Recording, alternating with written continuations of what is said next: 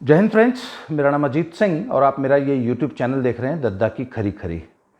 गोरखपुर में एक बड़ी हृदय विदारक घटना हुई है और जिस पे कि सोशल मीडिया में पूरे देश में बहुत बवाल मचा हुआ है। गोरखपुर उत्तर प्रदेश में एक थाना है रामगढ़ ताल, उसमें उस एरिया में पड़ने वाला एक होटल था। उस होटल में कानपुर के एक property dealer mister Manish Gupta अपने दो दोस्तों के साथ रुके हुए थे। रात में 12-12:30 बजे के आसपास पुलिस आई। पुलिस ने उनके कमरे में घुस के उनसे आईडीज़ वगैरह मांगी और कुछ देर बाद लहूलुहान मनीष गुप्ता अस्पताल ले जाए गए, जहां उनकी मौत हो गई, या शायद मृत अवस्था में ही उन्हें अस्पताल पहुंचाया गया। पुलिस ये कहती है कि वो दारू पिए हुए थे और कमरे में गिर गए, सिर पे चोट लगी, उससे उनकी मृत्यु हो गई। पर भारत में जो पुलिस की जो कार्यशैली है उससे हम लोग भली भांति परिचित हैं। इसमें कोई रॉकेट साइंस नहीं है इस बात को समझने के लिए। तो सब बड़ा बवाल मचा देश में कि पुलिस जो है ज़बरदस्ती निरीह नागरिकों को परेशान करने के लिए रात में इस तरीके से चेकिंग करती है और ज़रा सी बात पे इतना बुरी तरह मारती है, पीटती है कि एक आदमी मर जाता है। ये निश्चित रूप से बहुत ज़्यादा चिंताजनक बात है। तो तब मैंने अपने सूत्रों से पहले तो मीडिया में जो कुछ लिखा जा रहा था वो पढ़ा, फिर अपने गोरखपुर के सूत्रों से फ़ोन करके ज़रा पता लगाया कि असल कहानी क्या है। तो सब असल कहानी ये है कि ये जो होटल है ना, ये सब फल मंडी चौकी है, पुलिस चौकी उस क्षेत्र में पड़ता है। और तब फल मंडी चौकी के इंचार्ज हैं एक कोई सर्वेश मिश्रा जी, नहीं अक्षय मिश्रा, ये सब इंस्पेक्टर होगा बाई रैंक और ये फल मंडी चौकी का इंचार्ज है। तो इसके बारे में ये बताया जाता है कि ये अक्सर रात के समय उसी होटल में सोता था एसी चला के। अब सब थानेदार है तो अपने क्षेत्र में पढ़ने वाले होटल से इतनी छोटी सी भी सेवा नहीं ले सकता कि उसके एक खाली कमरे में पड़ा, जो कमरा खाली है उसमें एसी चला के बेचारा सो जाए। खैर साहब, पुलिस वाले बड़ी टफ ड्यूटी करते हैं, इसमें कोई दो राय नहीं और मैं हमेशा पुलिस के पक्ष में वीडियो बनाता हूं। पर इस केस में वो श्रीमान जी रोज सोते थे, तो एक दिन होटल वाले ने मना कर दिया कि साहब ये रोज़ रोज़ सब और भी बतेरे होटल हैं सर, कभी उनको भी सेवा का मौका दिया करो। आपने तो हमारा ही होटल पकड़ लिया है सर, रोज़ रोज़ कैसे ऐसा। और बेचारा होटल मालिक या होटल का मैनेजर, जिसको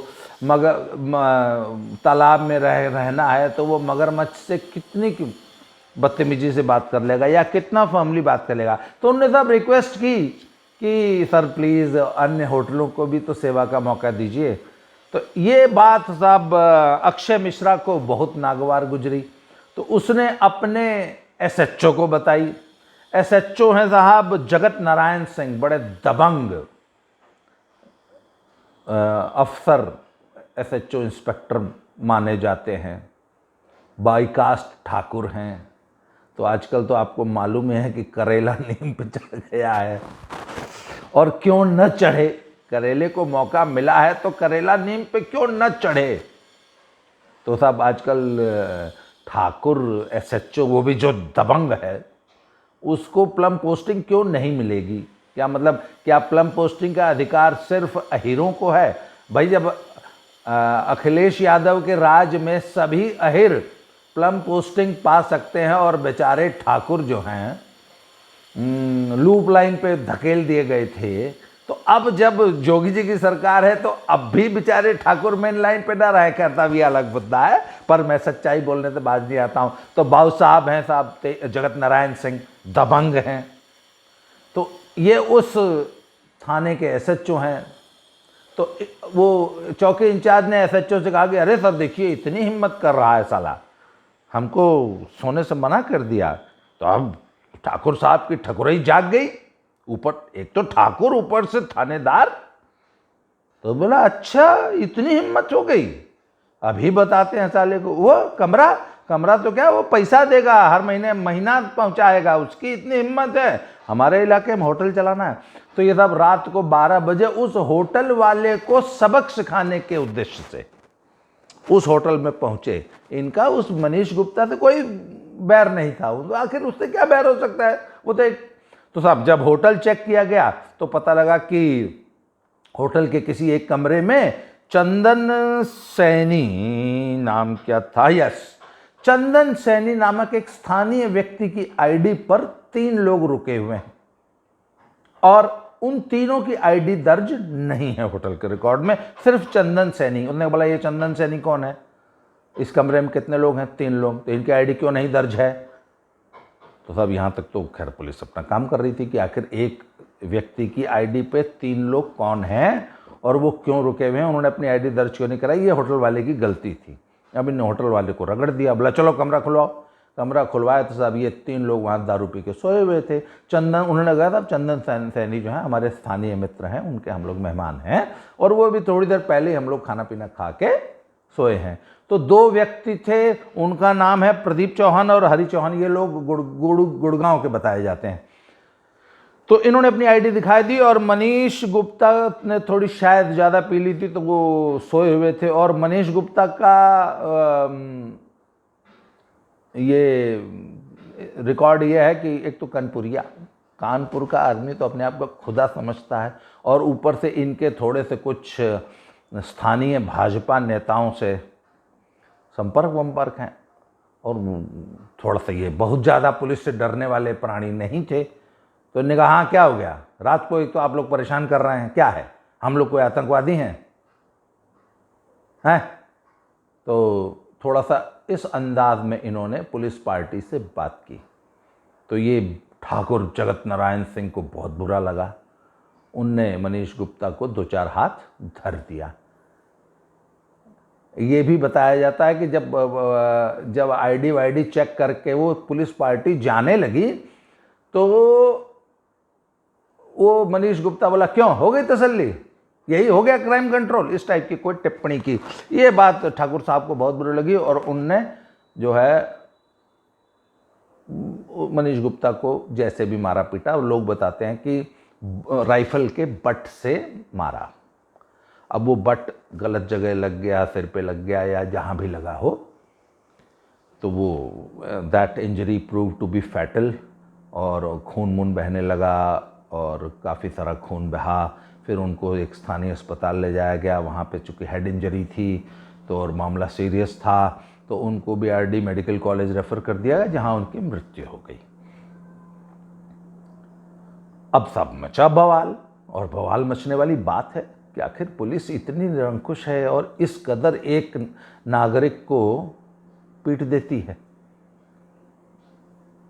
और तो इस पे सोशल मीडिया में सबसे पहले जो है बवाल मचा। उसके बाद थोड़ी सी राजनीतिक पार्टियां भी सक्रिय हुई, विपक्ष भी सक्रिय हुआ, मीडिया भी सक्रिय हुआ और उनकी पत्नी जो थी, मृतक की जो पत्नी थी, उनकी चीत्कार करते, एक बेचारी महिला जिसके पति को आपने मार दिया वो क्यों नहीं रोएगी, सब उसकी रोती हुई, विलाप करती हुई जब फोटोग्राफ्स सोशल मीडिया में तैरने लगी तो निश्चित रूप से भाई पब्लिक तो उद्वेलित होगी, और क्यों ना हो उद्वेलित। इस अभी भी अगर पब्लिक उद्वेलित नहीं होगी तो कब उद्वेलित होगी। खैर साहब, तो अब पुलिस प्रशासन एवं जिला प्रशासन अपने दोषी पुलिसकर्मियों को बचाने के लिए कूद पड़ा। और सबसे पहले जो सबसे आपत्तिजनक बयान आया और बाकायदा एक वीडियो बयान आया, वो आया साहब लोकल एसएसपी साहब हैं विपिन टाडा साहब। उनका आया कि नहीं वो तो दारू पिया हुआ था तो गिर गया और गिरने से चोट लगी। खैर साहब, पर जब उनकी पत्नी ने स्थानीय थाने में तहरीर दी, एफआईआर कराई, तो पुलिस पार्टी को सबसे पहले निलंबित किया गया और उसके बाद आज की रिपोर्ट ये है कि उनके खिलाफ हत्या का मुकदमा दर्ज कर दिया गया है। हालांकि इसकी भी पुष्टि नहीं हुई है, हुआ कि नहीं हुआ, पर चूंकि एफआईआर हो गई है तो आखिर कब तक आप बचाएंगे, आपको हत्या का मुकदमा तो दर्ज करना है। वो अभी नहीं तो शाम तक उसकी पुष्टि हो जाएगी। वैसे कुछ समाचार लिख रहे हैं कि हत्या का मुकदमा उन 6 पुलिसकर्मियों के खिलाफ दर्ज हो गया, जिसमें जगत नारायण सिंह एसएचओ रामगढ़ ताल थाना, विजय यादव और अक्षय मिश्रा चौकी इंचार्ज फल मंडी एवं 3 सिपाहियों के खिलाफ ये मुकदमा दर्ज हो गया है हत्या का। तो साहब अब एज अ नागरिक हमको क्या करना चाहिए? अच्छा, ये एक ऐसी घटनाएं अक्सर हम पुलिस के द्वारा लोगों को मारने पीटने की, उगाही की सुनते रहते हैं। और होता क्या है, ठीक है, आज आप बहुत उद्वेलित हैं, 4 दिन बाद इसको भूल जाएंगे। आज पुलिस ने उनको सस्पेंड कर दिया है, मुकदमा चल रहा है। मुकदमे की जांच किसको करनी है साहब? पुलिस को करनी है। ऐसे आरोप लगाए जा रहे हैं कि वहाँ से सारे जो सीसीटीवी की फुटेज है वो सारी, और जितने भी वहाँ पे सबूत थे सारे, वो नष्ट कर दिए गए हैं। जो खून था, जो कि प्रत्यक्षदर्शी वो जो 2 लड़के जो उनके साथ थे, मृतक के साथ थे, वो बता रहे हैं कि मनीष जो हैं वो लहूलुहान थे, परंतु वहाँ पर सारा खून धो दिया गया है। हालांकि बाद में मृतक के परिवार वालों ने बताया कि जब हम लोग होटल में गए तो वहाँ हमको बेड के नीचे या कहाँ पे एक ऐसा कपड़ा मिला जो कि जिससे खून पहुँचा गया था। खैर साहब, ये सारी चीज़ जो है वो केस प्रॉपर्टी है, और फॉरेंसिक साइंस में इन सब चीज़ों की जांच होनी थी, जिसको कि पुलिस ने अपनी तरफ से सभी सबूत नष्ट कर दिए गए हैं। परंतु इसके बावजूद फॉरेंसिक साइंस इतनी उन्नत है कि अगर आप खून को धो भी दें तो भी ऐसे केमिकल्स आते हैं। मैंने एक बार डिस्कवरी चैनल में देखा था कि जहाँ से खून धो दिया गया, और 1 साल पहले भी अगर आपने वहाँ से खून धोया था, तो अगर आप उस केमिकल को उस फर्श पे या उन दीवारों पे लगाएंगे तो वो खून के धब्बे जो हैं वो स्पष्ट नज़र आने लगते हैं। वो केमिकल से वो जगह जहाँ खून गिरा था वो उभर आती है, दूसरे रंग में बदल जाती है। और फॉरेंसिक साइंस में किसी व्यक्ति की प्रेजेंस किसी कमरे में थी, उन्होंने अगर दीवार को छुआ था तो उससे आप डीएनए या बाल या इस टाइप की चीज़ें, सैंपल्स वहाँ से उठा सकते हैं, जिससे किसी व्यक्ति की प्रेजेंस आप किसी स्थान पर प्रूव कर लेते हैं। परंतु ऐसा बताया जा रहा है कि पुलिस प्रशासन ने उस होटल से सारे सबूत नष्ट कर दिए हैं। अच्छा साहब, बेशक 6 पुलिसकर्मियों को सस्पेंड कर दिया गया है, पर बात यह है कि इस केस की पैरवी हम लंबे समय तक कौन करेगा? और जब इस केस की पूरी पैरवी, पूरी जांच, पूरी चार्जशीट पुलिस को ही दर्ज करनी है, अपनी ही टीम के खिलाफ करनी है, तो आखिर वो पुलिस को अगर आज की पुलिस अपने पुराने पुलिसकर्मियों को बचाएगी तो हम कहाँ तक, हम आम नागरिक इस केस को कहाँ तक परसू करेंगे और कहाँ तक हम न्याय मिलने की आशा कर सकते हैं? एक और वीडियो साहब सोशल मीडिया पे तैर रहा है, जहाँ जिले के डीएम और एसपी उस महिला को ये समझाने की कोशिश कर रहे हैं कि छोड़ो बेटा, रहने दो, तुम मुकदमा मत करो, या मत करो, वह मत करो, 10 लाख सरकार ने कंपनसेशन दे ही दिया है, अब थोड़े दिन में कोई नौकरी की भी एक बात चल ही पड़ेगी, 10 लाख की जगह मुआवजा 50 लाख हो जाएगा। ये सब तमाम बातें होती हैं और इस तरह से केसेस रफा दफा कर दिए जाते हैं। अब आपको याद होगा कि कुछ साल पहले वो एक पंडित जी की हत्या हुई थी, जो कि अपनी गर्लफ्रेंड के साथ लखनऊ के एक सुनसान जगह में कार के अंदर कुछ प्रेमालाप कर रहे थे, तो 2 पुलिसकर्मी आ गए थे और पंडित जी ने कार भगाने की कोशिश की, या वो पुलिसकर्मियों ने बताया कि हमें कुचलने की कोशिश की, और एक पुलिसकर्मी ने उन पंडित जी, अब उनका नाम अभिषेक मिश्रा है तो कुछ था, मैं नाम भूल गया उनका, आपको मालूम है, वो गोली मार के हत्या कर दी थी। उस केस में क्या हुआ? वो पुलिसकर्मी तब सस्पेंड हुए थे, उन पर हत्या का मुकदमा चला कि नहीं चला, वो बहाल हो गए। कौन उस केस को फॉलो कर रहा है, आप बताइए? तो इस केस को भी आगे कौन फॉलो करेगा? 2-4 महीना जो है थोड़ी सी गर्मी रहेगी, फिर उसके बाद लोग भूल भाल जाएंगे। फिर 6 महीने बाद एक और नया मनीष गुप्ता की हत्या हो जाएगी पुलिस के द्वारा, इसी तरह पीट पीट के। अच्छा, एक चीज़ और बताइए, ये रामगढ़ थाना जो है ये नया थाना बना है और बड़ी मलाईदार पोस्टिंग मानी जाती है। एसएसपी साहब अपने थानेदार का क्यों बचाव कर रहे हैं, डीएम साहब अपने थानेदार का बचाव क्यों कर रहे हैं? अच्छा, मलाईदार थानों में पोस्टिंग कैसे होती है ये हमको आपको नहीं पता है क्या? मलाईदार थानों में बाकायदा बोली लगती है।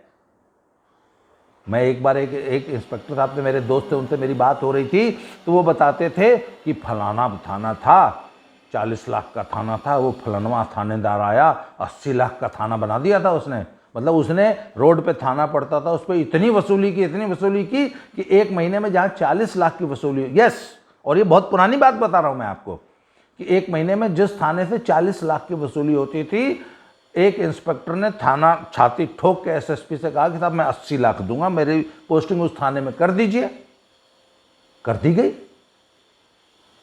तो ये बातें क्या छुपी हैं क्या हमसे आपसे कि थाने इस तरह बिकते हैं, नीलाम होते हैं, और खुद एसएसपी साहब नीलाम करते हैं थाने, और हर एक थाने से महीना हफ्ता पहुंचाया जाता है एसएसपी साहब को, और वो उसको डीआईजी, आईजी रेंज और उसके बाद डीजीपी तक पहुंचाते हैं। और ये पूरा एक सिस्टम, वेल ऑयल्ड सिस्टम है ये बना हुआ है, और नीचे से ऊपर तक, मतलब सिपाही, बीट के सिपाही से लेके और डीजीपी तक बिका हुआ है।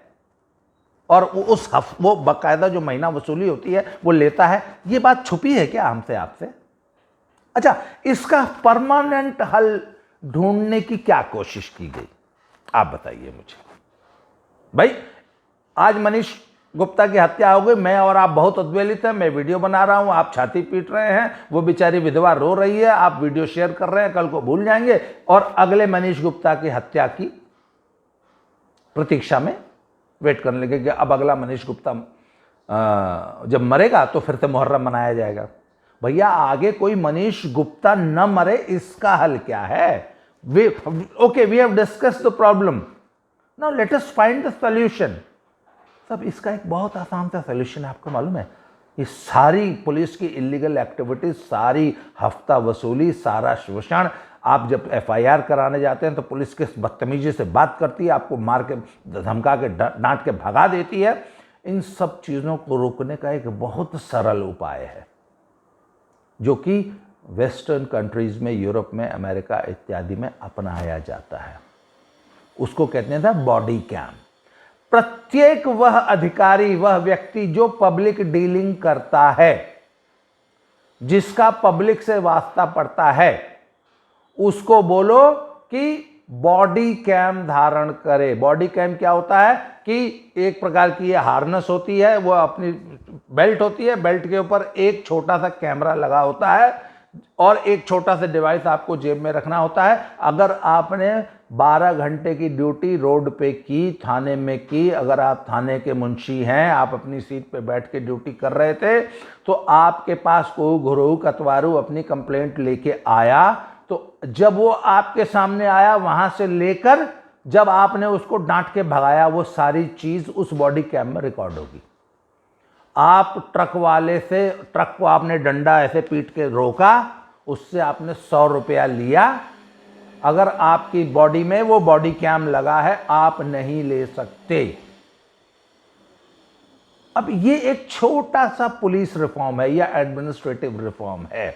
पटवारी जी जब जाते हैं तो भाई, पटवारी पब्लिक डीलिंग करता है ना, पटवारी को बॉडी कैम क्यों नहीं होना चाहिए? मास्टर साहब स्कूल में पढ़ाते हैं कि नहीं पढ़ाते हैं, क्या करते हैं, गांजा पी के सो जाते हैं। मैडम बच्चों से अपना ढील हरवाती है, ढील माने जुएं। यस, गांव में ऐसा होता है तो मैडम लड़कियों से अपना ढील हरवाती हैं, सरकारी स्कूल की मैडम। तो आपकी बॉडी कैम अगर आपको लगा होगा, क्या दिक्कत है सरकार को प्रत्येक पब्लिक डीलिंग वाले कर्मचारी को एक बॉडी कैम लगाने की? कितना खर्चा आ जाएगा, पर इससे कितना बड़ा रिफॉर्म होगा देश में। आप किसी एक डिपार्टमेंट से शुरुआत कर दीजिए ना। कोई भी व्यक्ति जो पब्लिक डीलिंग कर रहा है, और पुलिस से शुरुआत करिए कि प्रत्येक थानेदार, प्रत्येक थाने का मुंशी या प्रत्येक वह पुलिसकर्मी जो पब्लिक से डील कर रहा है, उसको बॉडी कैम लगाना अनिवार्य है। आप देख लीजिए। अच्छा, आप एक बार बताइए ना, आपके पास सबके हाथ में, मेरे आपके हाथ में कैमरा आया है, कैमरा से आप लोग हर चीज़ की रिकॉर्डिंग कर लेते हैं। इससे व्यवस्था में काफ़ी कुछ सुधार हुआ है कि नहीं हुआ है? क्योंकि अब सरकारी कर्मी को या किसी भी व्यक्ति को ये डर है कि मेरी कोई रिकॉर्डिंग कर लेगा। तो आप सरकारी कर्मचारी के लिए बॉडी कैम लगाना अनिवार्य क्यों नहीं कर देते? अगर थानेदार साहब जगत नारायण सिंह एंड पार्टी, जो 6 पुलिसकर्मी उस होटल में गए थे, सबको अगर छाती पे बॉडी कैम लगा होता तो उन्होंने रिसेप्शन वाले से क्या बात की, रजिस्टर चेक किया, उसके बाद वह कमरा खुलवाया और उस कमरे में क्या कुछ हुआ और आपने गेस्ट से कैसे बदतमीजी से बात की, क्या हुआ, ये सारा रिकॉर्ड होता ना। तो आपको क्या लगता है कि अगर पुलिस कर्मियों के बॉडी कैम लगा होता तो ये घटना होती? नहीं होती। जब वो मिश्रा जी की गोरखपुर में हत्या हुई थी, तब भी मैंने ठीक यही बात अपनी फेसबुक पोस्ट पे लिखी थी। आज इस वीडियो में बोल रहा हूं कि सरकार के ऊपर दबाव बनाइए, सोशल मीडिया में अभियान ये चलाइए कि प्रत्येक पुलिसकर्मी को बॉडी कैम अनिवार्य किया जाए। आप हर एक पुलिसकर्मी को 1.5 लाख की पिस्तौल देते हैं ना, 400 रुपये का एक डंडा देते हैं ना बेंत, एक बॉडी कैम में खर्चा करिए ना। कम से कम चलिए एसएचओ और जो मुंशी जो एफआईआर दर्ज करता है, उन दोनों से शुरुआत कीजिए, चौकी इंचार्ज से शुरुआत कीजिए, हर थाने में 4 बॉडी कैम दीजिए, कुछ मॉडल थानों में बॉडी कैम दीजिए। सर, ये रिफॉर्म्स आपको करने होंगे भाई। पहले पुलिसकर्मी सरकारी कर्मी या कोई भी कर्मचारी जो था वो एब्सेंट होता था, लेट होता था, तो आपने वो उंगली अंगूठा लगाने वाला हाजिरी सिस्टम लागू किया ना देश में। उससे हाजिरी सुधरी कि नहीं सुधरी? सुधरी। सभी सरकारी कर्मियों को बॉडी कैम लगाने के लिए अभियान चलाइए देश में, सोशल मीडिया पे अभियान चलाइए, ट्विटर पे कैंपेन चलाइए, फेसबुक पोस्टें लिखिए। सिर्फ विधवा विलाप करने से कि हाय मनीष गुप्ता मर गया, हाय मनीष गुप्ता करने से कुछ नहीं होगा। अखिलेश यादव जी, अपने मैनिफेस्टो में ना एक चुनावी घोषणा कर दीजिए कि यदि हमारी सरकार बनी तो हम प्रत्येक पुलिसकर्मी को बॉडी कैम लगाएंगे, ये वसूली बंद कराएंगे। ये जो थानों की नीलामी होती है और 80 लाख रुपया महीना जो थानेदार और सिपाही मिल के वसूलते हैं, ये बंद कराएंगे, हम बॉडी कैम लगाएंगे। करिए ना घोषणा, क्यों नहीं करते? क्योंकि साहब, ये जो थानेदार 80 लाख रुपया पब्लिक से वसूलते हैं ना, तो इसका हिस्सा आपको भी जाता है। आप इस पूरे सिस्टम, इस सड़े गले सिस्टम को पैदा करने वाले आप पॉलिटिशियंस ही हैं। योगी जी, मैं आपसे मुखातिब हूं, आपके गोरखपुर में यह घटना हुई है, ये आप चुनाव में घोषणा कीजिए कि ठीक है, अगली बार सरकार बनी तो यूपी के प्रत्येक पुलिस वाले को बॉडी कैम मैं लगाऊंगा। सिर्फ विधवा विलाप से काम नहीं चलेगा। इस केस को हम आगे परस्यू करते रहेंगे। इस केस में क्या होता है, वैसे फिलहाल ये है कि मनीष गुप्ता जी का कल रात देर रात जो है दाह संस्कार हो गया। 6 पुलिस वाले सस्पेंड कर दिए गए, उन पर हत्या का मुकदमा दर्ज किया जा रहा है या कर दिया गया, ऐसी खबरें आ रही हैं।